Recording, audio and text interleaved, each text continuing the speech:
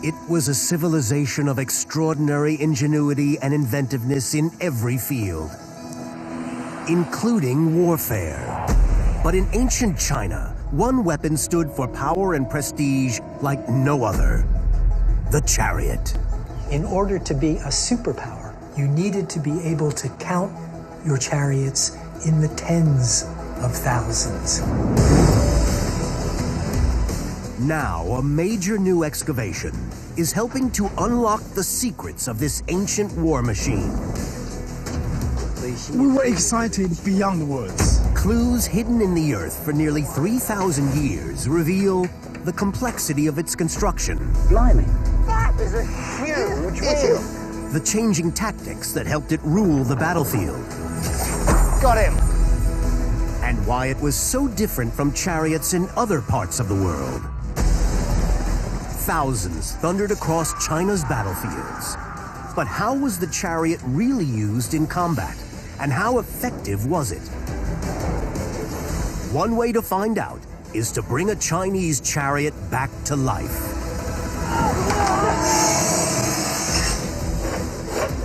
Now, expert craftsmen. It's not without its dangers, this game. Engineers. We've finally made a successful piece today. And military historians. Inhabiting that space tells you how it should be used. Combined to build and battle test a replica of a Chinese chariot. Perfect fit. They'll decode engineering riddles hidden in this ancient military machine. Investigate how it went from a high-status symbol to a weapon of all-out war. And discover its impact on China's history. Without a doubt, chariots played a crucial role in the unification of China.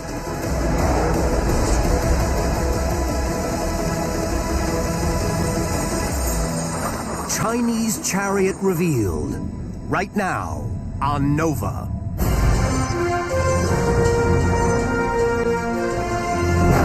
Major funding for Nova is provided by the following.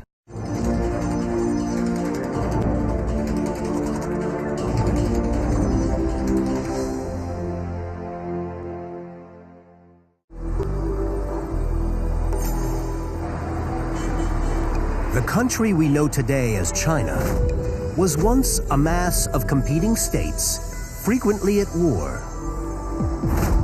The conflict between them created an ancient arms race as leaders battled to reign supreme.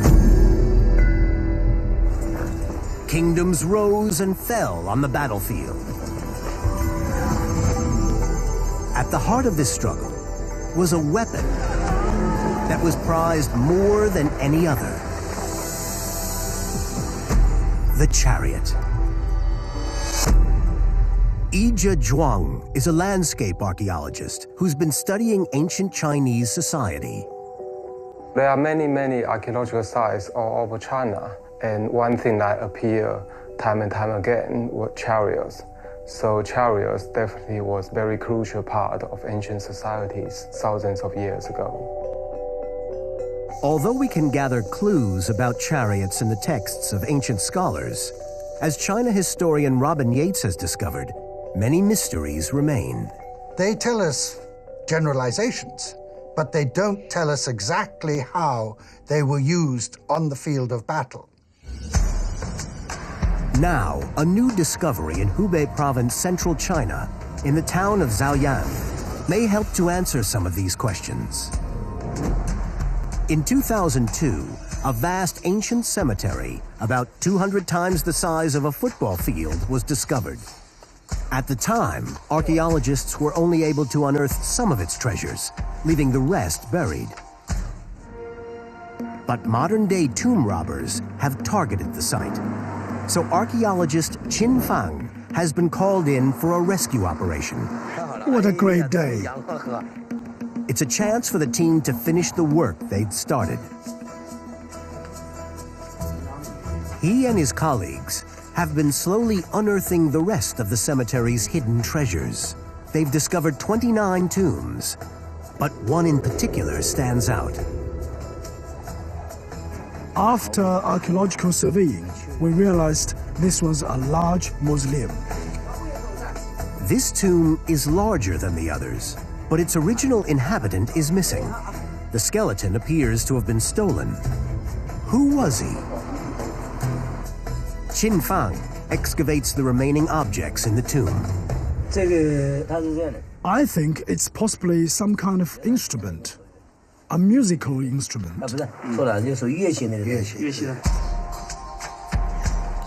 Besides a bronze bell, there are more personal items, including precious pieces of jade. Look, the carvings are really clear. Objects this valuable can only mean one thing. The person they were buried with must have been wealthy and powerful. The owner of the tomb was a duke, a man of high status. We were excited beyond words. Among the many artifacts, Qin Fang identifies a unique piece of pottery. Its distinctive style and shape allows him to date the burial site to around 700 BC. In early Chinese history, the first dynasties controlled an area between the Yangtze and the Yellow Rivers. Much smaller than today's China, and very divided. At this time, China was not the unified nation that we know today. The dynasty in power were the Zhou.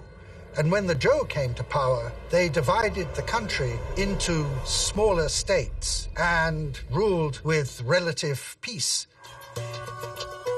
And the site also offers a clue as to which of the Zhou's many states the Duke ruled. On a bronze pot, an inscription, Zheng. So that suggests he was a wealthy aristocrat from the state of Zheng.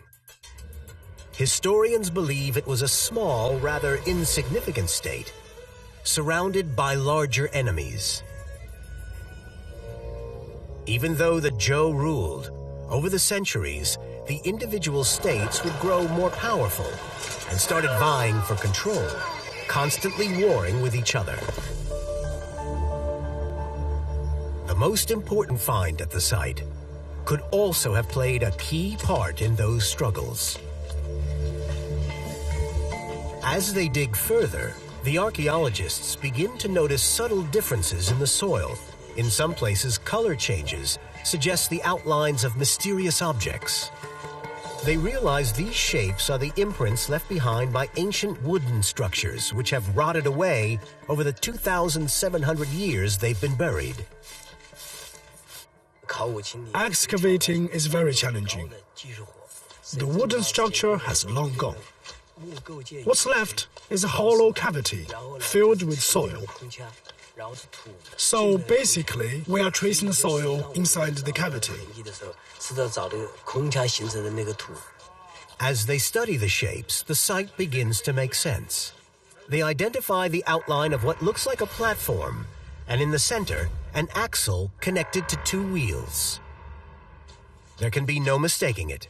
It's the ghostly remains of a chariot. But the biggest surprise is yet to come. There isn't just one chariot. We discovered a chariot pit of 28 chariots and a horse pit of 49 horses. This discovery was beyond our imagination. Not one, but a whole squadron of chariots is unearthed. The layout of the tomb suggests the chariots belonged to the Duke. The color and texture of the soil indicates they were all buried at the same time. The elaborate bronze wheel fittings are all that survive intact. So many chariots must have cost an enormous amount. Not to mention the 49 horses buried alongside them. These horses seem like a mess, but actually they are not. Usually, you find two horses together. These two are put together so it looks like these pair of horses pulled the same chariot. But why would he have buried them alongside his tomb? Were they going to live on with their master? The ancient Chinese believed that they can live a new life after their death. So one of the things they often take into their afterlife were chariots, because they believe that chariot can also get name in warfare and fighting in their afterlife. Historian Jeffrey Regal is an expert in ancient China. He believes the chariot was a symbol of prestige that the Chinese would want to bring with them into the afterlife. The chariots were so important that even after they died, they wanted to have their chariots with them, so that the gods would recognize that these were important people. The chariot was part of their identity. It represented their status. It was expressive of their power and their prestige. So the chariot was so important that leaders like the Duke of Zhang invested a fortune in them. But why? Was it their performance on the battlefield? Or were they simply elaborate status symbols? One way to find out is to build a replica and test its true capabilities. Shouldn't what makes each of us unique make our treatment unique? Advanced genomic testing is changing the way we fight cancer. That's precision cancer treatment. You can learn more at cancercenter.com. Cancer Treatment Centers of America. Care that never quits. 2 chariot experts have been granted special permission to visit the Zhaoyang excavation. Their goal is to carry out this experiment by bringing one of these chariots back to life. Within a week, this excavation site will be covered over, so this will be their only chance to gather detailed evidence for themselves. Military historian Mike Lodes has tested chariots from across the world, but he's never before been able to properly investigate a Chinese chariot. All the ancient Chinese texts talk about the importance of the chariot. They don't tell us how you actually fought in a chariot. The only way to really find that out is to build one and do some field testing with it. Expert coach builder Robert Herford has 15 years' experience in building replicas, but this will be his first Chinese version. I've got to get down in there and find measurements, get what little bits of evidence there are there. This has to be battle ready, so can't wait to get on with it. Clear delineations of length of axle and all of that. Mike and Robert's first job is to identify the best preserved chariot on which to base their replica. Yeah, that wheel there, very clearly this wheel here. And we can see from that you've got, the axle running across, you've got the pole, and this square with the rounded corners, that's the platform. So, this is a chariot. First, they need to measure each of the components. But we have to be very careful that it doesn't... While incomplete, these outlines will give them the basic plan they need for the build. Exactly 3 feet. Exactly 3 feet. And now side to side. Mike and Robert start with the box, which encloses the platform where the crew would have stood. I get 65 inches. I mean, that width is colossal. It's far larger than most other ancient chariots they've seen. Next, they turn their attention to the wheels. The number of spokes immediately catches Robert's eye. It's got many more spokes than we're used to having in chariots. 28 spokes. But it's not just the number of spokes that's unusual. There's the matter of diameter as well. Blimey. We've got 56 inches. Now, let's just put that in context. Just stand that upright. That is a huge wheel. Yeah. We've explored Assyrian chariots, Egyptian chariots, Hittite chariots, all of them, the wheels are down here. Straight away. The wheels, completely different to anything else. The Chinese chariot's wheels are a third larger than those of Middle Eastern models. And there are other differences too. Chariots from ancient Egypt are much more compact and round at the front,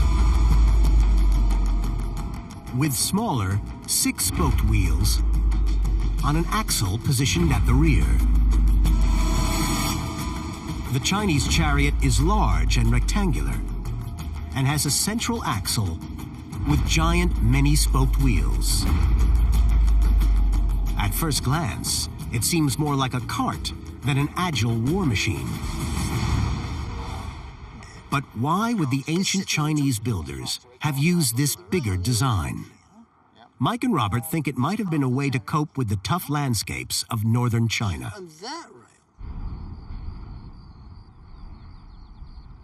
The rough, grassy terrain was more challenging for a wheeled vehicle than the flat, sandy deserts of the Middle East.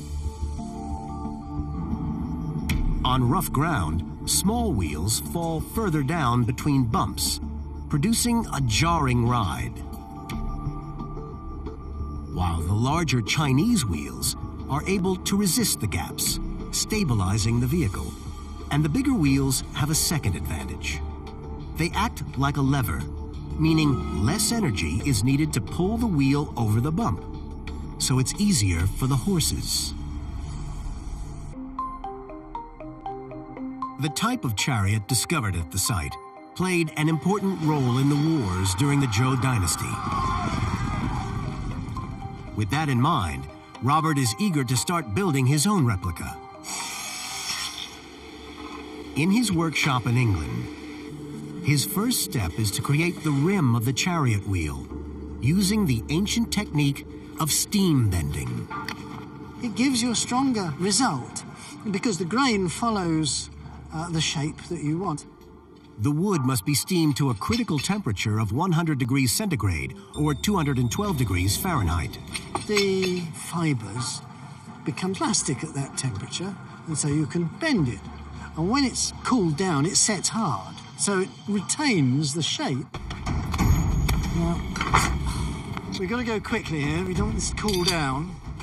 Once it's out of the steamer, they must bend the wood into shape within seconds, or it will split, and Robert will have to start again. We're putting big pressures on this.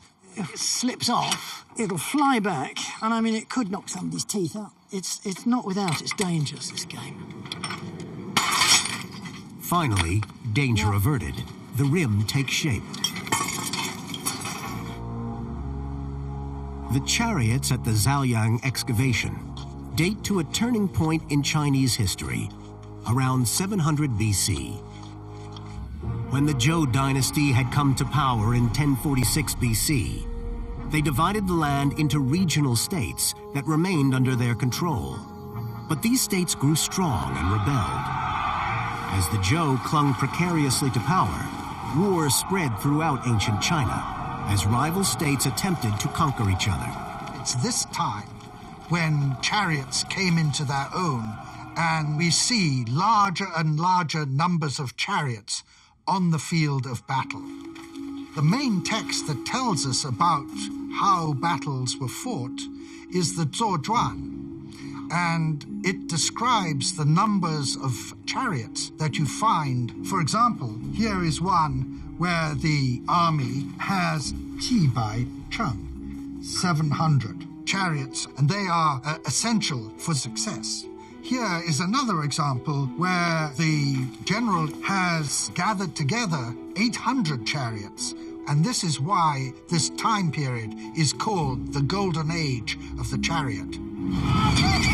But did chariots always play this leading role in ancient Chinese battles? How did they become such a prestigious and prominent weapon? Clues can be found by looking in the ancient city of Anyang, where the oldest chariots in China were discovered.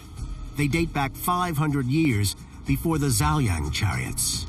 At that time, Anyang was the capital of the first recorded dynasty in Chinese history, the people known as the Shang, and they had a glittering Bronze Age culture. These Shang dynasty chariots in Anyang date back to 1200 BC. China historian Jonathan Clements and chariot expert Xiaoyun Wu have come to examine these early chariots, starting with the wheels. The Shang dynasty wheel that we can see here is very typical. We can count the spokes, and there are 18. Okay, so this is normal for the Shang dynasty. But the wheel was such a key component that designers kept improving it as the centuries passed. The wheel technology gets better and better. Once we move into the Zhou dynasty, the number of spokes increased from 18 to 28, 30 or more spokes.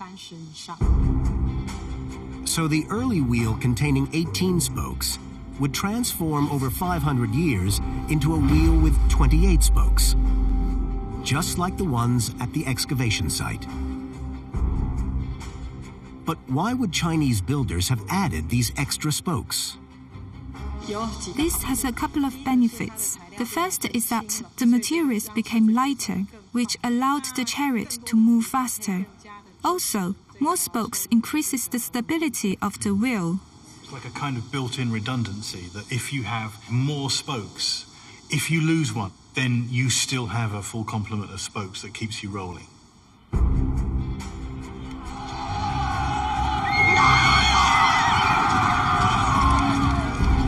So the engineering of the wheels evolved to make the machine perform better on the battlefield. Did that mean the way the chariot was deployed changed as well? Shouldn't what makes each of us unique make our treatment unique? Advanced genomic testing is changing the way we fight cancer. That's precision cancer treatment. You can learn more at cancercenter.com. Cancer Treatment Centers of America. Care that never quits. Stored in the archives at Anyang Yinshu Museum is a curious artifact from the Shang dynasty. Inscribed on an ancient tortoiseshell, carved symbols provide evidence of the chariot's place in early Chinese history.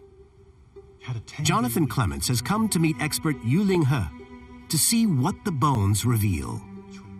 So this is an oracle bone. It is actually the scapula, the front of a tortoise's shell. And in fact, what we have here is the earliest form of writing in China.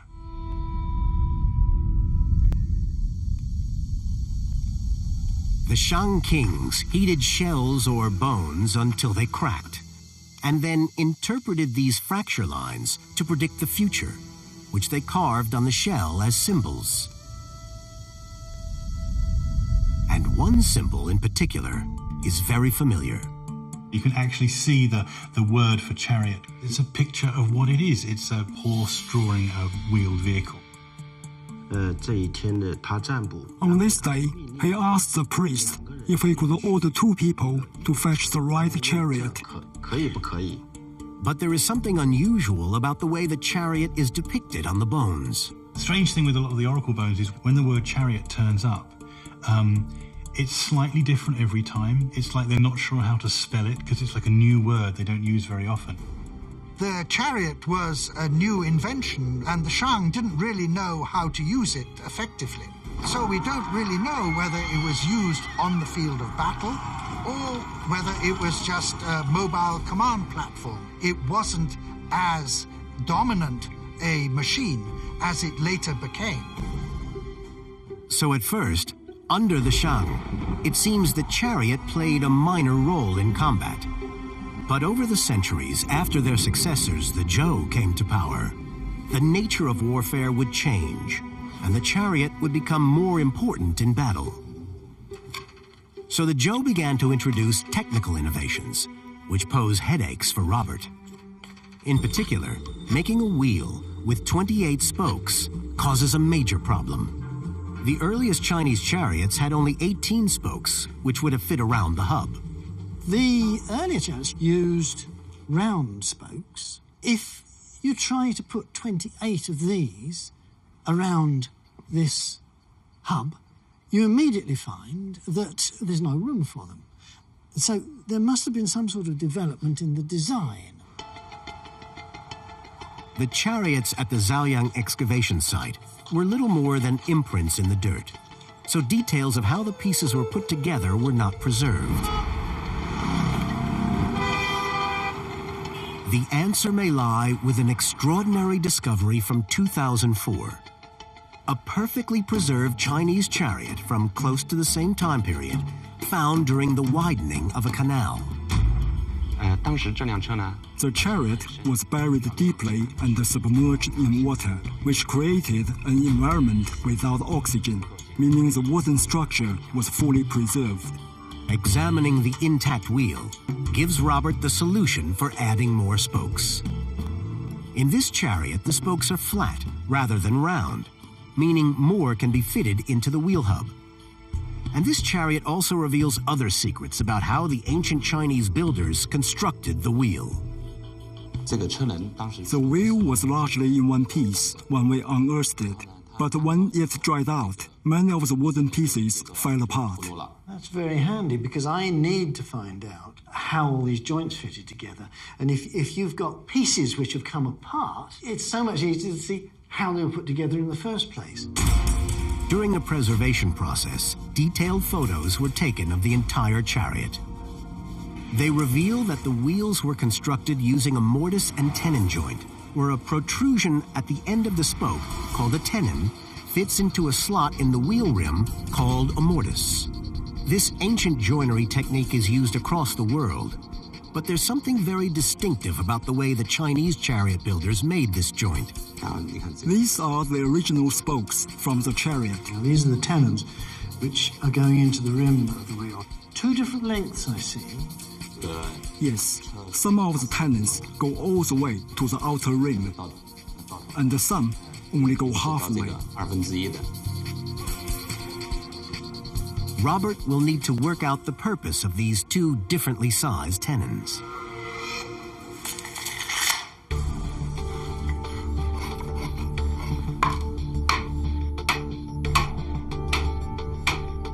This one will have to be marked out with great precision, and we still don't really know if it'll work. As he builds, the reason for the different lengths of tenons becomes clear. I think that is a way of making it easier to assemble the wheel. I've got to draw these spokes round to line up with the holes. You see how far out these are. At least I don't have to worry about these two with short tenons for the time being. It means that we're only wrestling half the number of spokes at any given time. If all the spokes had long tenons, it would be impossible to fit them into the rim.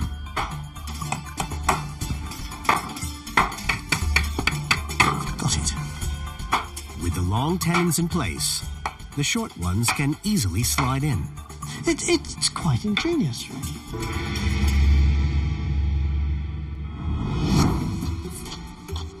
With the wheel complete, Robert can now focus on other details. In the chariot pit at the Zhaoyang excavation, the wheels were accompanied by a series of bronze hub fittings.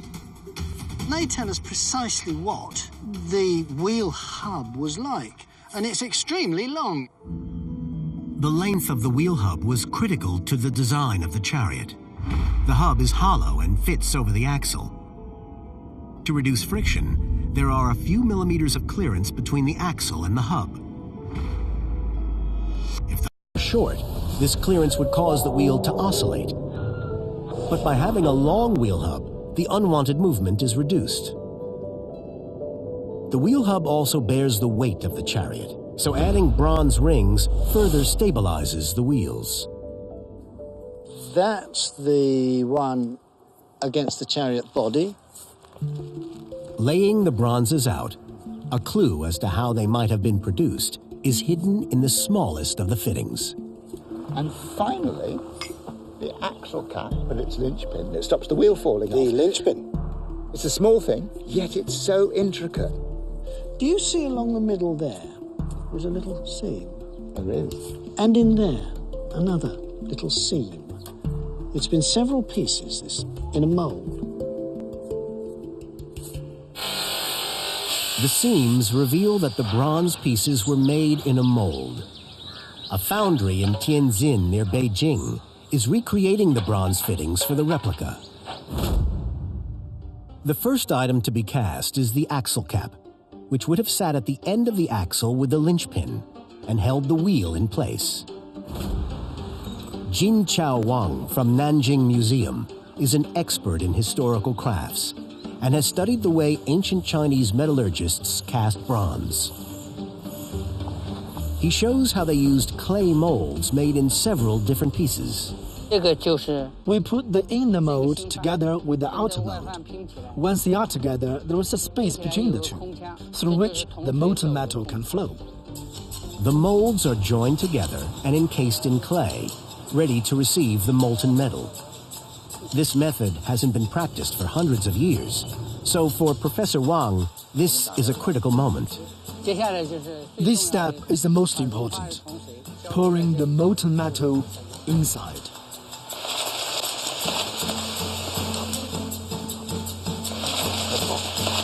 It's immediately clear that there's a problem.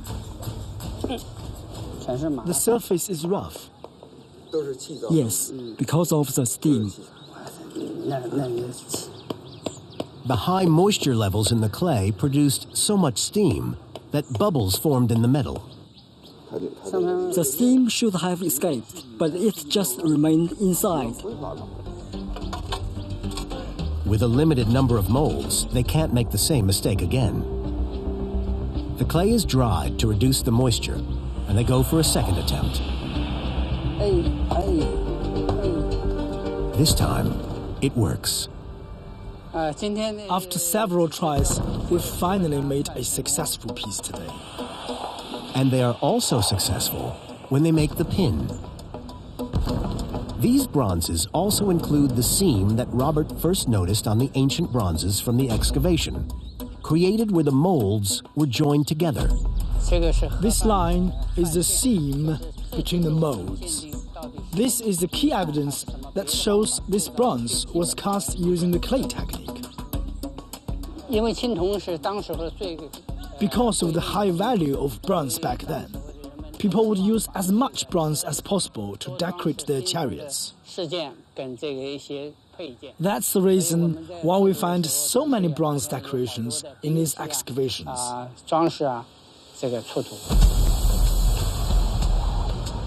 Now that the bronze pieces from the Zhaoyang site have been successfully recreated, Robert returns to the preserved wooden chariot for crucial details about the main frame of the box. It's fascinating. So we've got one piece of wood very tightly bent on this corner, and that's our framework.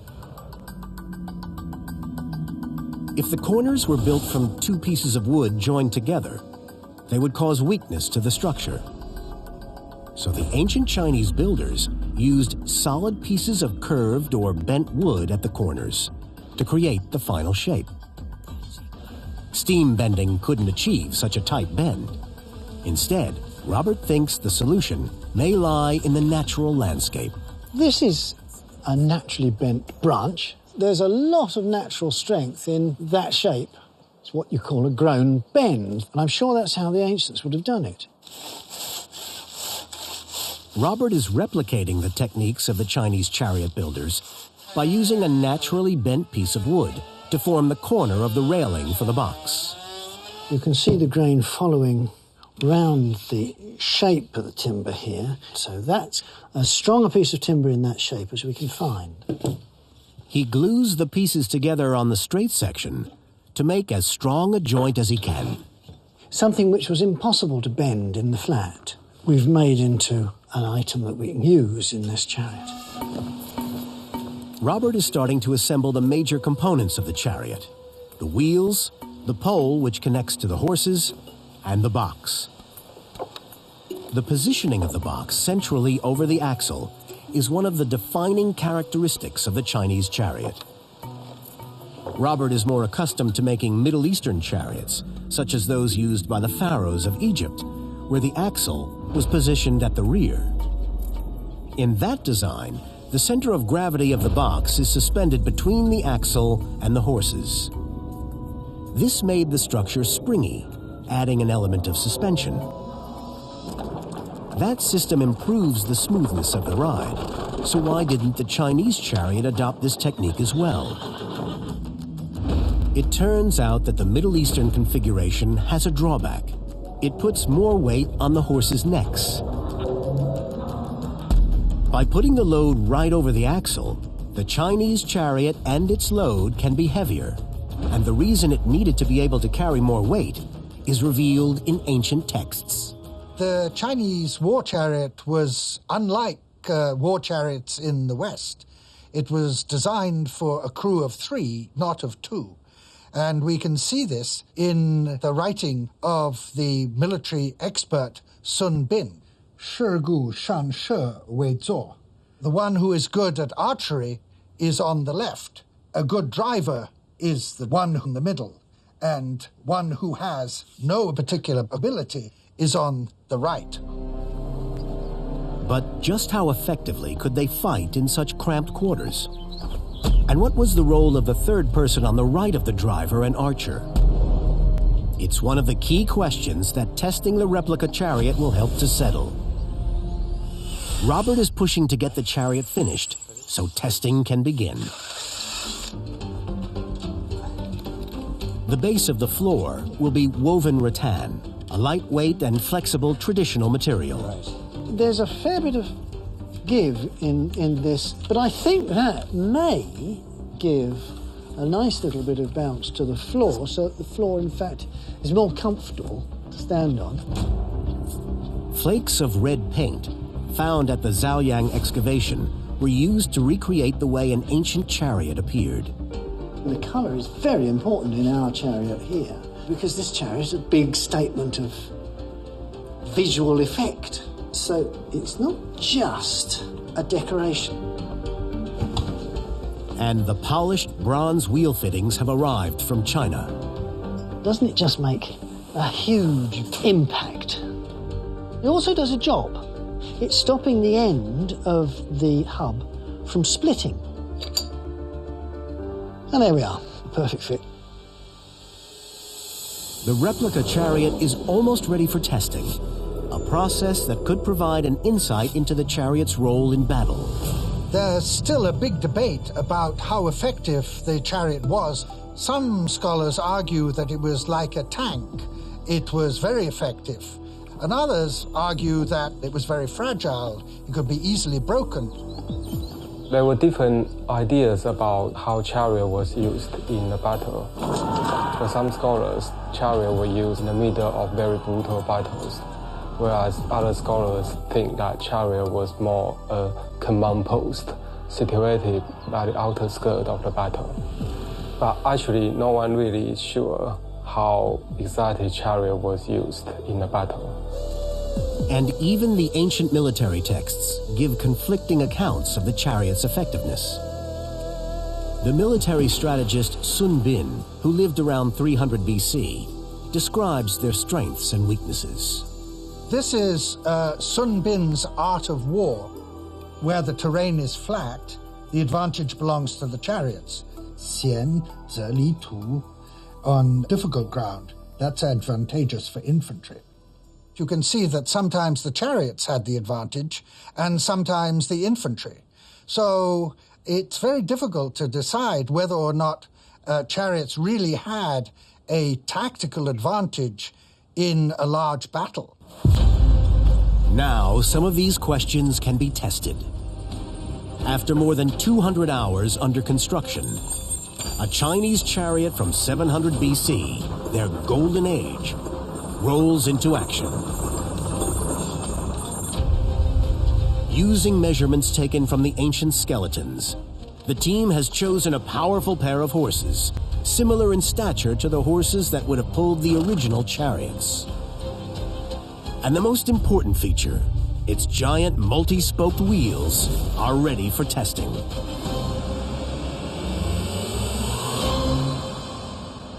By the time the chariots at the Zhaoyang excavation site were buried, in 700 BC, the Zhou dynasty was losing control of their regional states.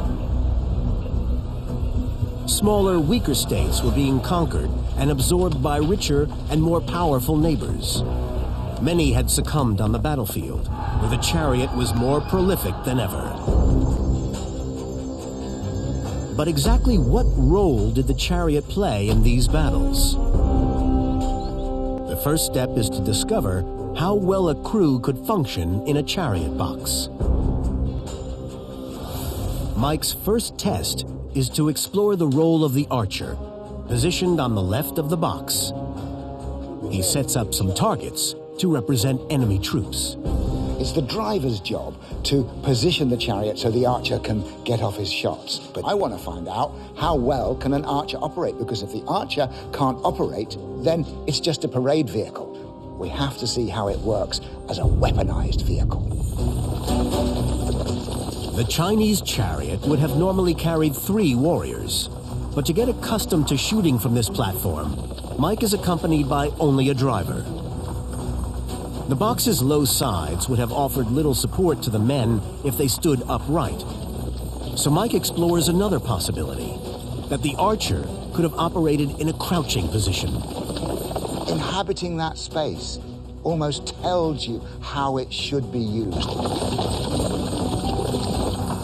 The design makes practical sense. On a bumpy battlefield, staying low would have kept the archer safely on board, keeping his shots steady while reducing his profile as a target. Ancient military writer Tai Kung, looking back on this time, described how chariots were also accompanied by a team of foot soldiers. Staying in formation was important, so the chariot needed to travel quickly enough to maximize the impact of the archer without leaving behind the men on foot. Each chariot is supported by infantry. The infantry squadrons ran with the chariots. I think that alone tells us the chariot probably operated at the trot. Okay, bring them back to the trot. Trotting allowed the foot soldiers to keep up, but also helped the archer. That steady trot enables the archer to get off more arrows. There's no point in galloping around there and shooting one arrow. That steady trot, we're decimating these men. But why did the Chinese choose to add a 3rd man to the crew? Especially given that the added weight made it necessary to build a larger machine. The answer is because the 3rd team member also carried an important weapon. A combination of a dagger axe and a spear, known as a ji. Among the bronze arrowheads found at the Zaoyang excavation site, spearheads were also discovered. The team adds a 3rd man, who attempts to use a ji from the chariot. And we'll build up the speed, see what we can do. A little bit. It's not a natural weapon for the chariot, is it? It certainly has the reach, but it's a tight space to be operating a relatively cumbersome weapon. The spear seems just too long to use from such a confined space. So perhaps it had another function: defense. What about if we're stuck like we are now and we've got infantry coming from behind us? Yeah, I mean, if we are stuck in a melee, then I can use its length, and I have a fairly good reach in all planes. Because that's what you are really on the chariot team. Your primary job is to defend us. But how were chariots deployed on the battlefield? At first, chariot fighting was a highly ritualized activity. Chariot warfare was conducted by nobles, and fighting was done according to a code of chivalry, something similar to the knights of the Middle Ages. It really was a platform for the nobles to show their ability to behave and fight in the correct ritual way. Early battles took place at designated times and locations, and generals complied with strict laws of combat, including a rule which forbid a warrior to kill an enemy of higher rank. But eventually, chivalry gave way to all-out war. The pivotal Battle of Chengpu, fought in 632 BC, between the state of Chu and the state of Jin, featured the first well-organized and highly professional armies. Described in the Zhou-Chuan, an ancient text which charts the history of this period, the two armies fielded around 800 chariots each. Using these chariots, the Jin army demolished part of the Chu army, scattering their troops. The Jin then faked a retreat, and cleverly using their chariots to create a dust cloud, obscured the view of the pursuing Chu forces. At that point, the Jin army, joined by their chariots, sealed their victory over the Chu. And although the numbers of chariots involved at Chengpu was relatively modest, this would not be the case for much longer. As fighting intensified, what mattered was victory at all costs. It didn't matter how you fought. What mattered was that you defeated the enemy. Just a century later, ancient texts reveal that the states of Jin and Chu each fielded at least 4,000 chariots, 5 times more than before. And that was just the beginning. There emerged a kind of hierarchy that was determined by how many chariots you possessed. In order to be a superpower, in order to guarantee victory, you needed to be able to count your chariots in the tens of thousands. The growing size of the chariot forces made the choice of where to fight crucial. One of the most important things for the commanders who wanted to use chariot in their battle is to consider the condition of the terrains, which includes a wide range of different, sometimes difficult terrains. Yi Zhezhuang is visiting a landscape in modern Tianjin County in northern China.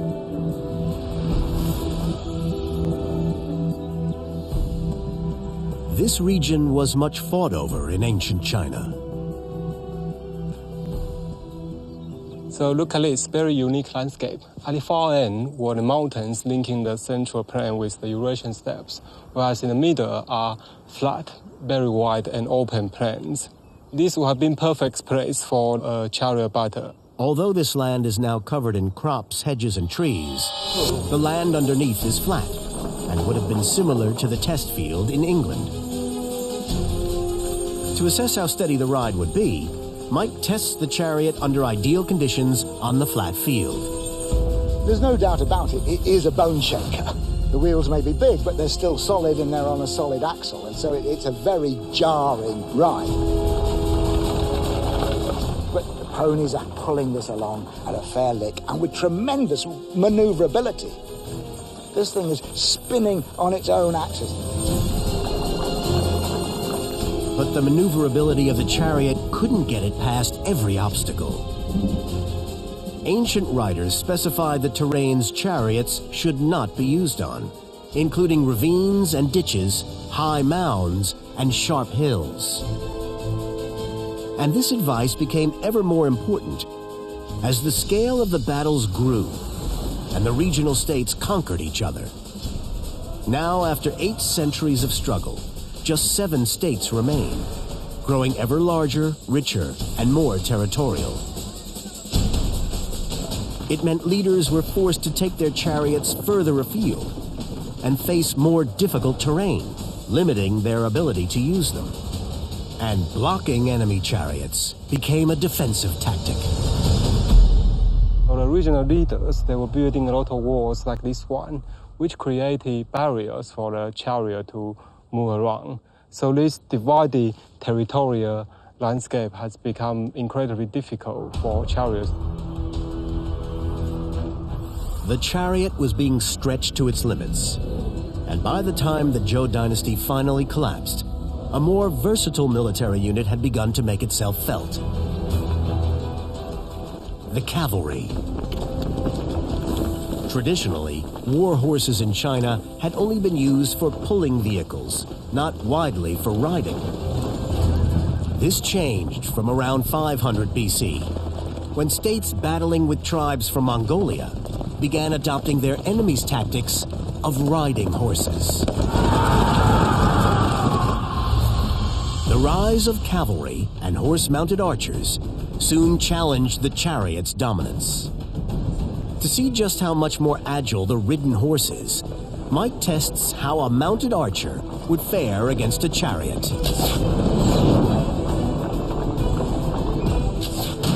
The chariot is capable of impressively swift, tight turns. But can it survive an assault by a well-trained horse and rider? Riding as a horse archer against the chariot, I felt I had the complete advantage. I was more nimble, more agile, I was faster. Once the horse archer is present, the chariot just cannot compete. More flexible over tough terrain, cheaper and easier to deploy in great numbers, the new cavalry forces would soon eclipse the chariot on the battlefield. Another factor was the sheer size of the contending armies. From around the 5th century BC, the land we know as China entered the Iron Age. Farmers now had iron tools, leading to a population explosion. Iron technology was abundantly used in agricultural production, and together with the construction of very large-scale irrigation projects, they can grow more food, and therefore they were able to support more population. A larger population meant more people could be drafted onto the battlefields.